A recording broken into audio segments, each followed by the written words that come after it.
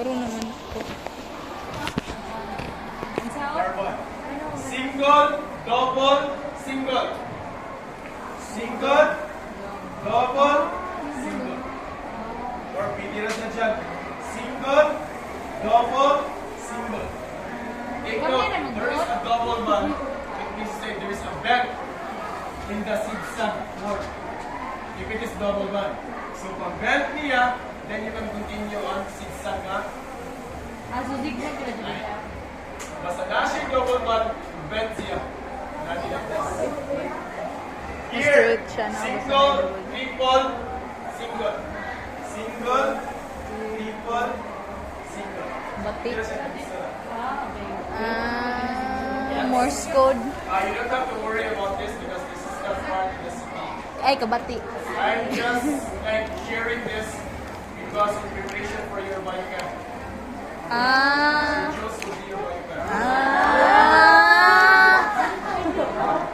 By the way guys, for my information na lang, this will be my last teaching you. Oh! Yeah, wala sa klase naman. Ramok on! Okay. Now let's have the prefixes. This is very useful when we try to name different types of carbon. Let's start with one carbon that's met. It's different things about double items. F, but actually it was like the methamphetamine from this particular one. Prefix. This is carbon F. We have O for 3, then we have bute for 4, and the rest is going to be gamit at sa geometry. Like penta, hexa, hepta, octa, nona, and denta. Pauli na ka. Okay.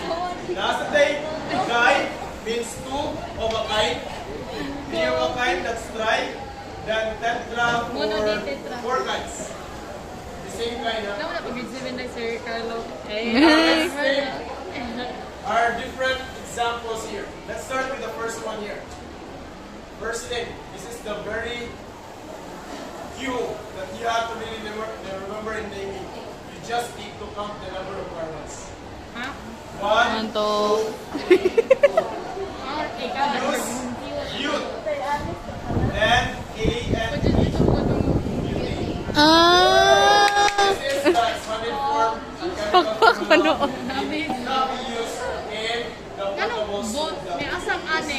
Dut kay upat man. It's really funny guys. There was one time that I live in the province and I really go home every day. So there was one time that naubos yung LPG namin. Yes. So I had to really buy lang sa butane because during that time you can like buy butane canister in sari-sari store. So I went to the store, sari-sari store, then I asked for the sales lady, sabi ko, excuse me ate, do you have a canister of butane here? Yeah. Excuse me, ate. The sales lady said that, I'm really sorry kuya, but we don't have such thing. Saya kan biarkan saya. Butin. Di akan sayop, sir. Di mo alkin ang butin. I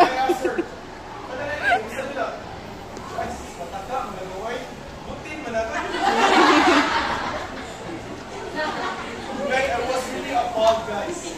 Eh, appalled.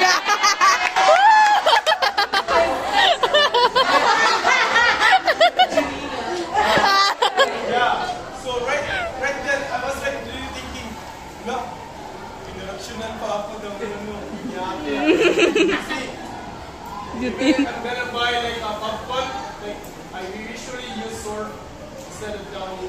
So if you're gonna buy like, can I have popcorn after yung sword? And you think, so kung mana? Hindi ka na para pagpunta sa ice. Nakakagano, downy naman. Now sometimes guys, you are really informed, right? Because you are in school. And there are really people that like that. You know, mo pa yung correction confusion, but they don't know the real score. Now, Sa close up yun. now okay, right to really argue with them. Right? But what you gotta do is that you just need to educate them. You happen to, mana ka, ate, di mo na, butane, it's butane. 4C carbon, 4H10. Kagara. Gasa ka sa mong mama.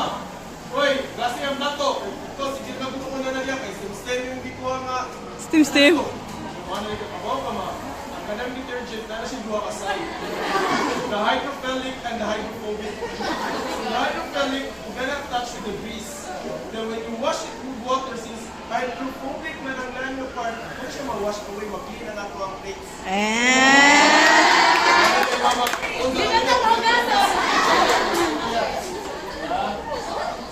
That's really true. Sometimes, parang magkakot yung bawang, ang nasa mo muna. Hindi di man malimpyo di hugasan po. Mom, can you cook me up one egg with white coagulum at the side?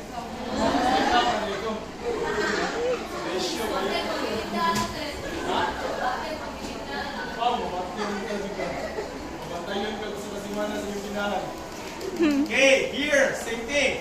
Butte, but you're gonna use, this is not bikini, it's butene. Butin. This one is Butane. Butin.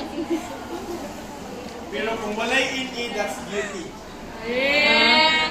Okay, what if lang ah? What if your carbon is arranged like this? How do we name it? Right? It's easier if it is just straight line because you just need to count the number of carbons. Then, use ka sa prefix, then gamitin mo ang suffix for different types of hydrocarbon.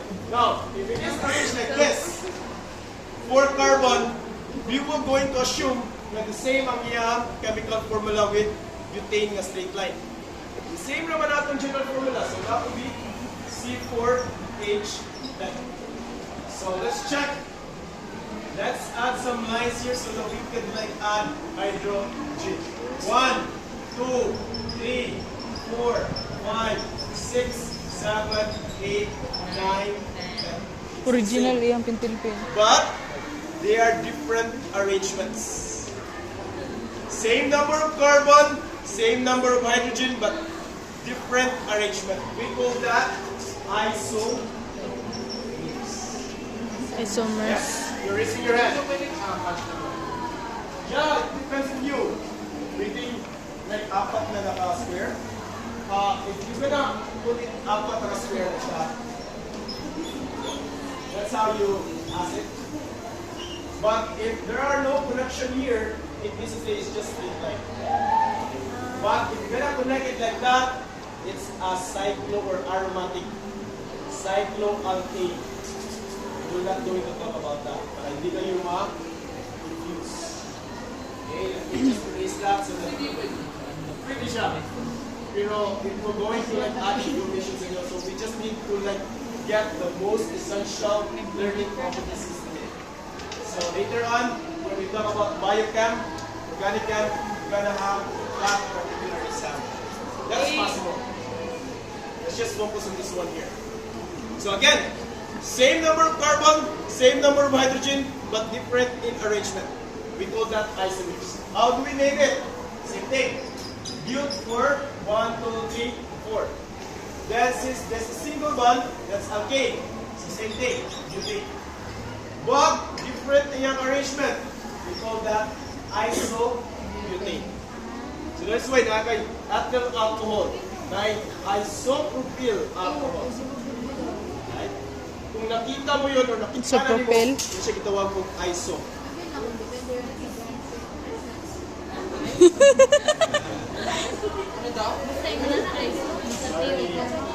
But this is an old system in naming, guys. We will not going to use this, but we're gonna use what are standards from AUPA. International Union of Applied Physics and Chemistry. This is how to name it. 2-methyl propane. Anime ni siya, nagkakaroon ng mga question marks sa inyo ang pulo. Yun sa pagkuha. Let's go back. So, taking life skill steps, crafting, unwavering ambitions. Let's start with the letter T. You have to identify what type of hydrocarbons, whether it's alkane, alkyne, or alkene. But here, single bond, that's alkane. The next, you have to identify the longest chain. 1, 2, 3. 1, 2, 3. So either way, it's the same. 3. So we're gonna use prop. Then we add. That is our parent name. So the longest chain would be the parent name. Okay. Next is N. We have to number the parent chain. 1, 2, 3. We're done. Then we need to identify substituent, or we call branch.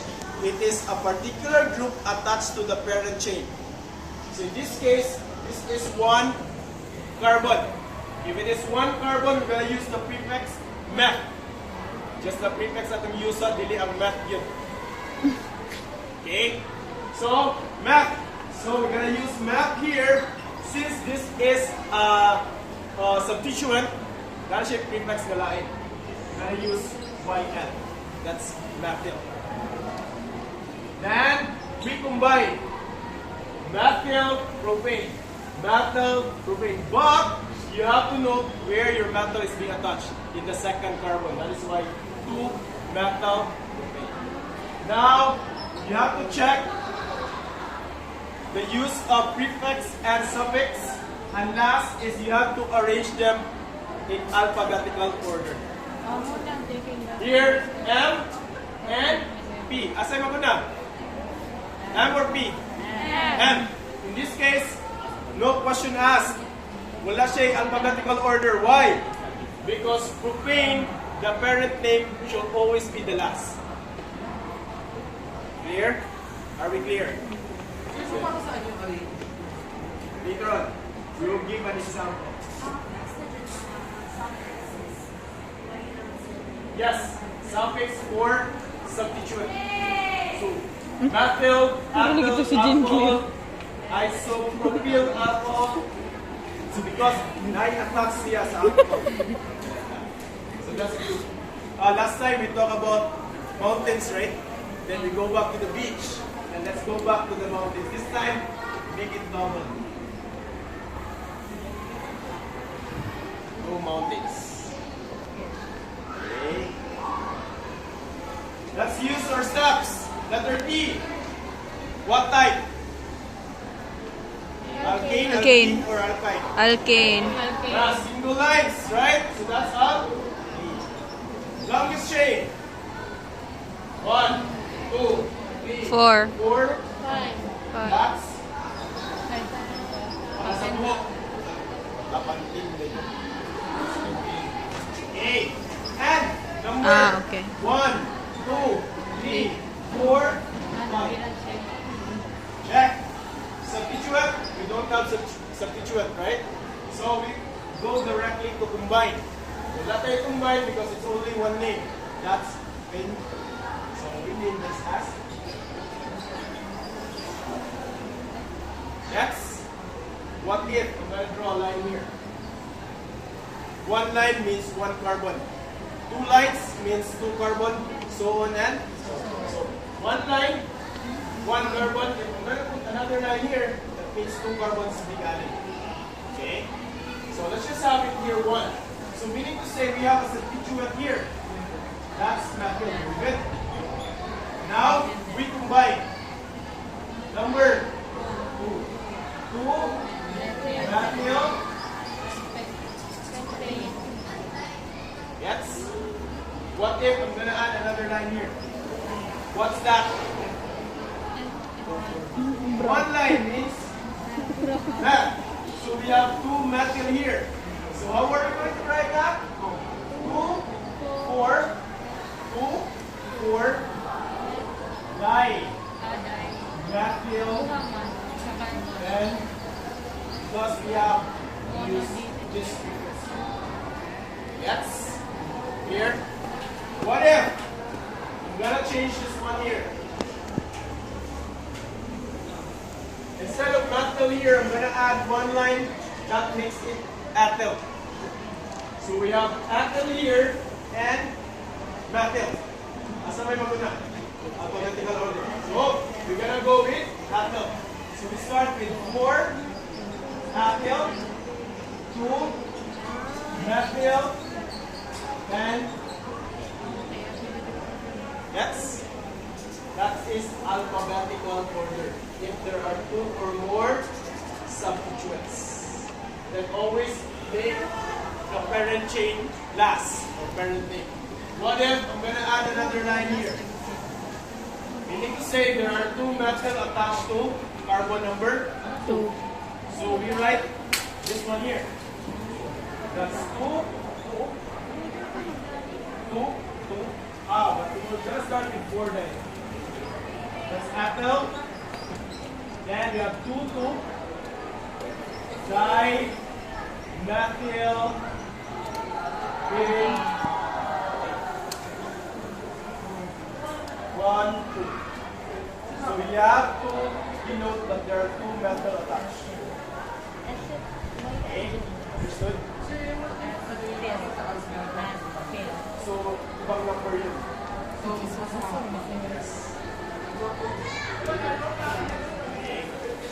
Okay, again, this will be the name of this one here.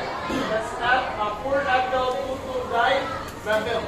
Now, question, is it in alphabetical order? No. No. Why? Because this is ethyl and this is dimethyl. But in this rule, we have to disregard the prefix di, tri, and tetra. So still, this is in alphabetical order. Because ethyl and methyl are probably the same. Yes? Yes. 1.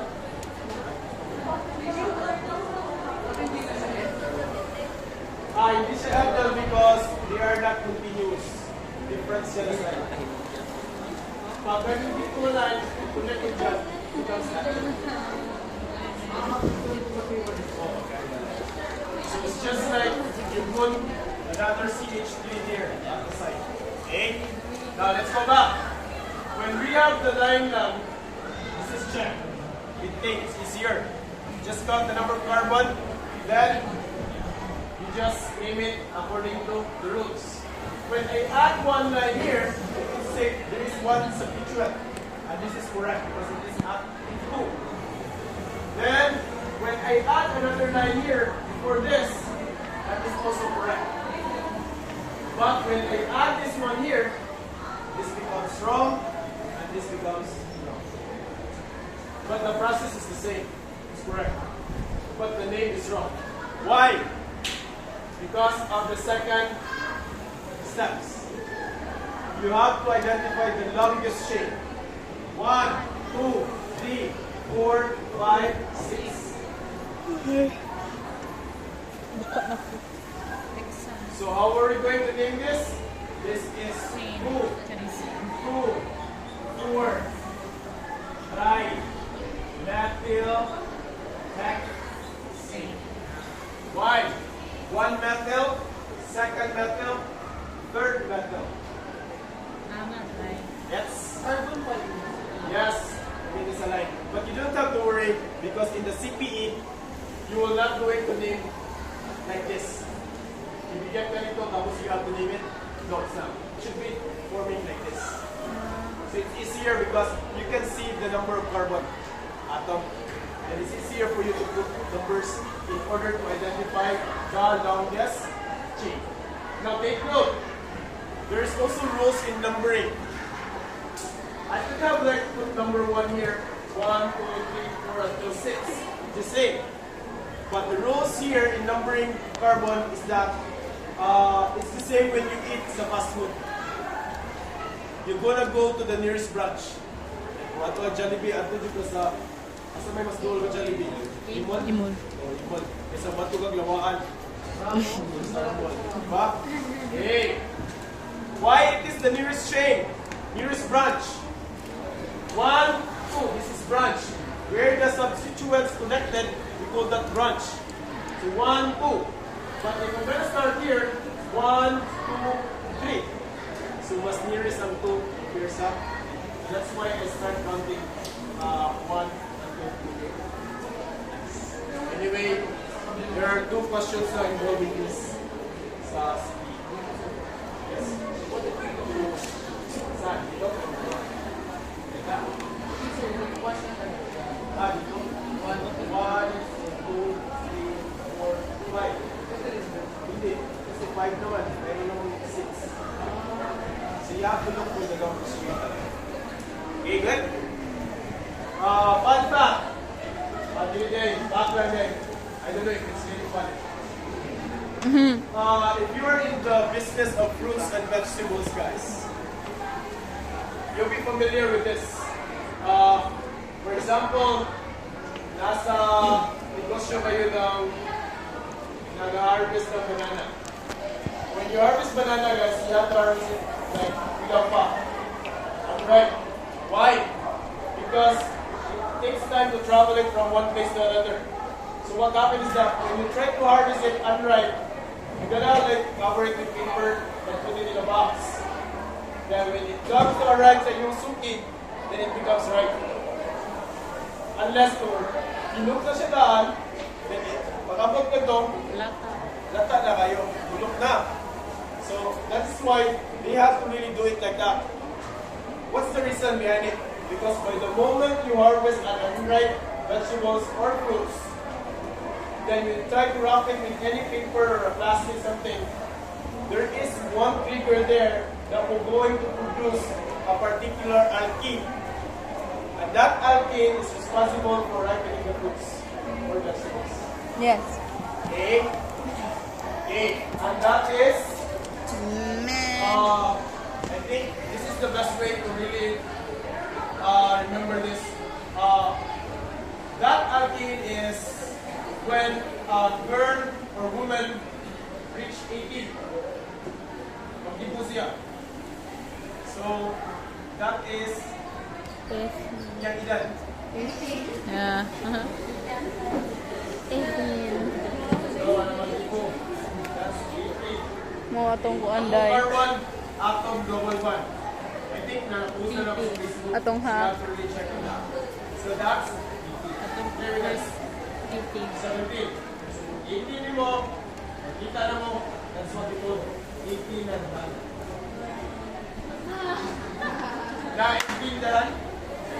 Yes. Naiintindihan. Naiintindihan ko na. Coverage is from all the subtopics in second unit.